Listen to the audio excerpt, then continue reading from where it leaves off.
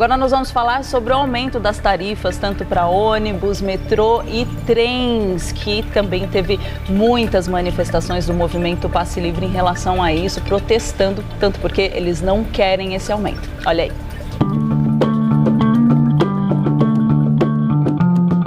No final do ano passado, o prefeito Fernando Haddad e o governador Geraldo Alckmin anunciaram o reajuste das tarifas de ônibus, trens e metrô em São Paulo para o começo de 2016.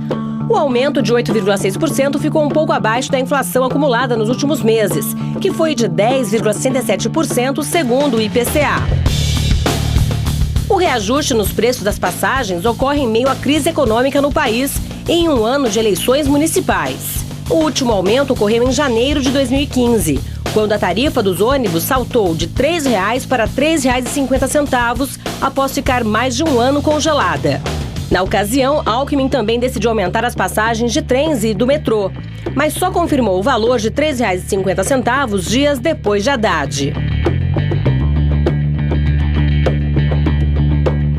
O último aumento também foi seguido de uma série de manifestações do movimento Passe Livre, mas sem a dimensão dos protestos realizados em 2013, quando a prefeitura e o governo do estado cancelaram a alta de R$ 3,00 para R$ 3,20.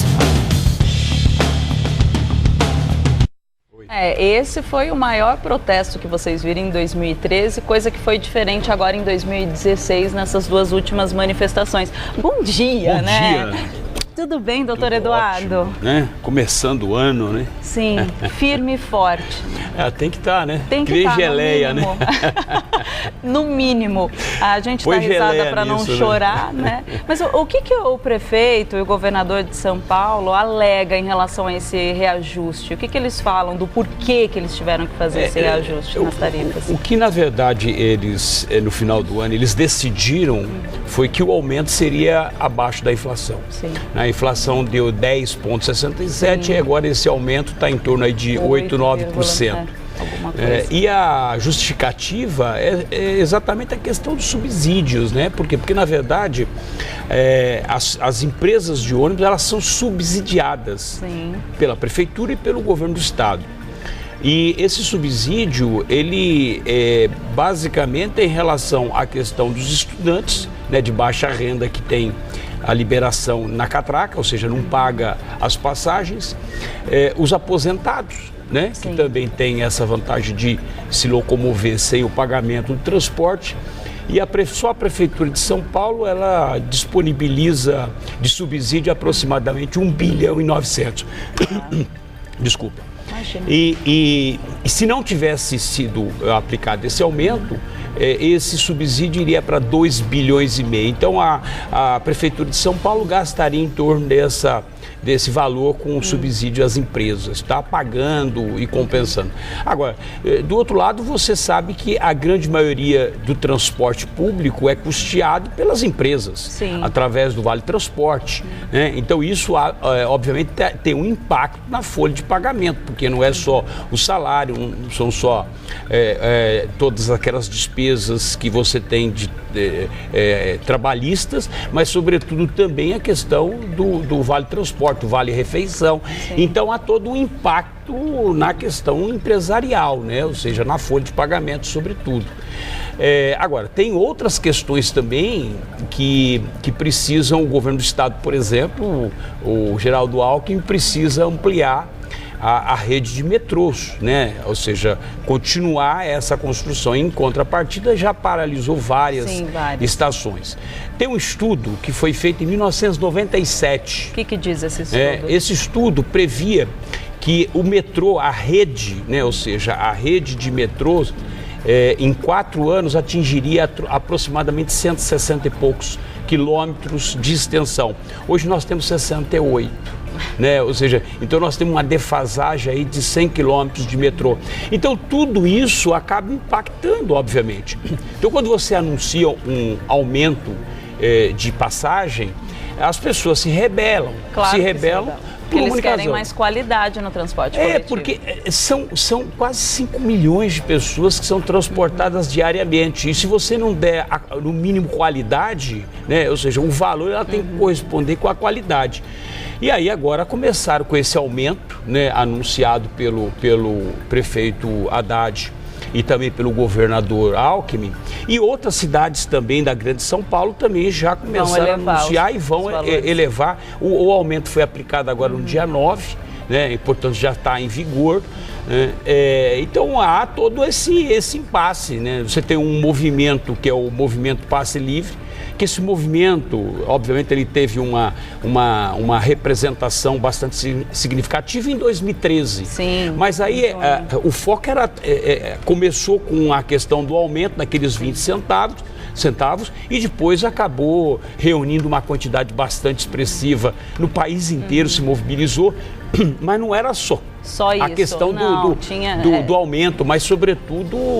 tinha outras questões também, envolvendo corrupção, enfim. Petrobras, aquela coisa toda. Agora, eu acho que o Brasil ele tem problemas muito mais sérios do que essa questão dos 20 centavos. Dos 20, dos 30, seja lá qual for o aumento. Porque na verdade, se o país continuar nesse ritmo, né, se continuar esses roubos que ocorreram, a semana passada mesmo nós anunciamos aqui a questão aí que houve aí aqueles financiamentos, aqueles empréstimos feitos aos empresários nessa última década, que está com quantias absurdas, altíssimas. Do BNDES de 260 bilhões de reais que não faz um financiamento para projetos da sociedade. Então, o que acontece? Esse movimento, ele vem para poder defender uma bandeira que ela é impossível, ou seja, é o movimento Passe Livre, ou seja, que todo mundo se utilize do transporte público de forma gratuita. Isso, na verdade, é fora de cogitação, isso não existe em nenhuma parte do mundo,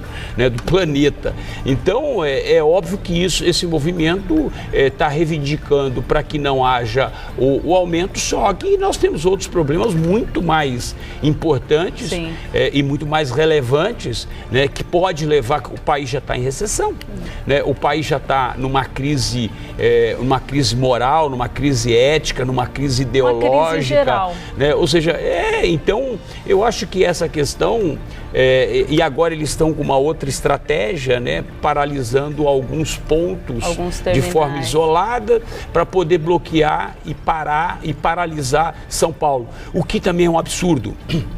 Porque você reúne lá 2, 3 mil pessoas e conseguem criar aí 400, 500 quilômetros de congestionamento na cidade de São Paulo.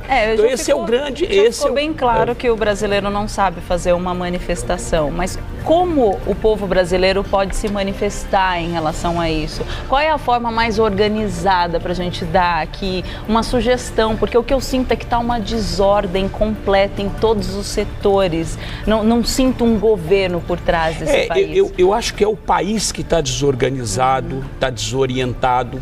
Não é só o governo, não é só o governo federal, não é o governo estadual ou municipal, mas, sobretudo, as pessoas não sabem exatamente para onde elas vão. Elas não sabem se elas vão se manifestar, vão para a rua, como já fizeram convocação com relação pro impeachment, contra o impeachment,